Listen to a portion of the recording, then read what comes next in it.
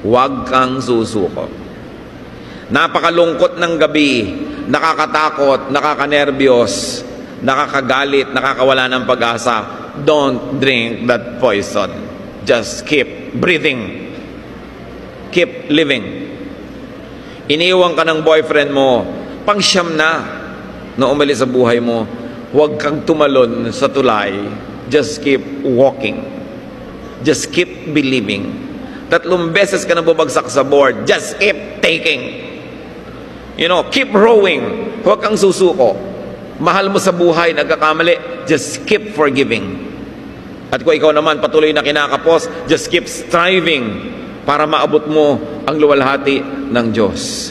Basta huwag bibigay. Walang ayawan, walang iwanan, walang magpapakamatay. Kahit anong lungkot, kahit anong dilim, darating ang umaga. Alam nyo, nung naglakad ang Panginoon, sabi sa Bible, it was the 4th watch of the night. Ibig sabihin, it was the last quarter of the evening. Hinahati kasi nila yung gabi sa 4. It was the 4th watch. It was the darkest time. Kasi kasabihan, it is always darkest just before dawn. Sa sobrang dilim, bago magbukang liwayway, doon pa lumabas sa parang multo.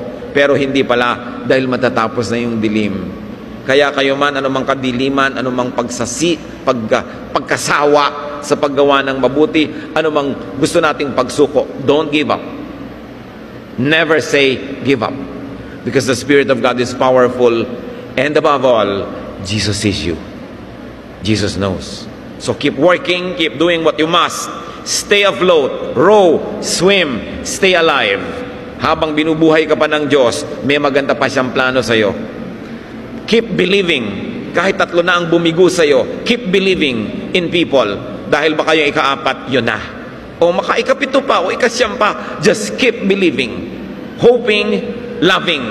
Keep trying to live the way life must be lived. Because every day of life is a gift from God. We must never even think of ending it. We must even think of ending beautiful relationships dahil lang nadadala tayo. Hindi mo alam, yung palang pagbabago, ayan na, just around the corner. Mahal tayo ng Diyos, ano man ating kalagayan.